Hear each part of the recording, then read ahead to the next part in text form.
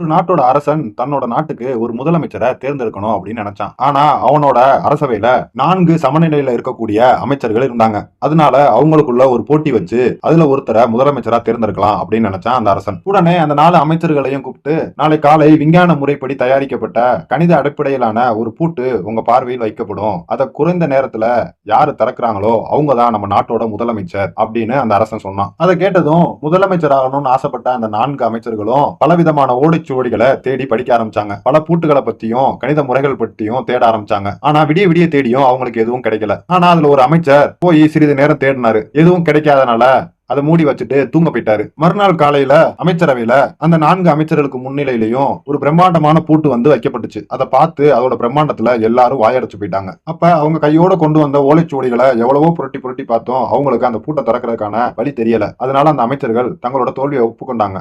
ஆனா நைட்டு தூங்குன அந்த ஒரே ஒரு அமைச்சரு எந்திரிச்சு அந்த பூட்டோட பக்கத்துல போய் பார்த்தாரு. அங்க போய் பார்த்தா அந்த பூட்டு பூட்டவே இல்ல. எந்த ஒரு சாஸ்திரமும் இல்லாம எந்த ஒரு சூஸ்திரமும் இல்லாம அந்த பூட்டை திறந்து அந்த நாட்டோட முதலமைச்சரானாரு அந்த அமைச்சர். எப்பவும் ஒரு பிரச்சனையை தீர்க்கணும் அப்படின்னு நினைச்சா முதல்ல அந்த பிரச்சனையை நம்ம புரிஞ்சுக்கணும். அந்த பிரச்சனையை புரிஞ்சுக்கணும் அப்படின்னா நம்ம மனசு அமைதியா எந்த ஒரு பதட்டமும் இல்லாம சமநிலையில இருக்கணும். அப்பதான் எந்த ஒரு பிரச்சனையும் நம்மளால புரிஞ்சுக்கிற முடியும்.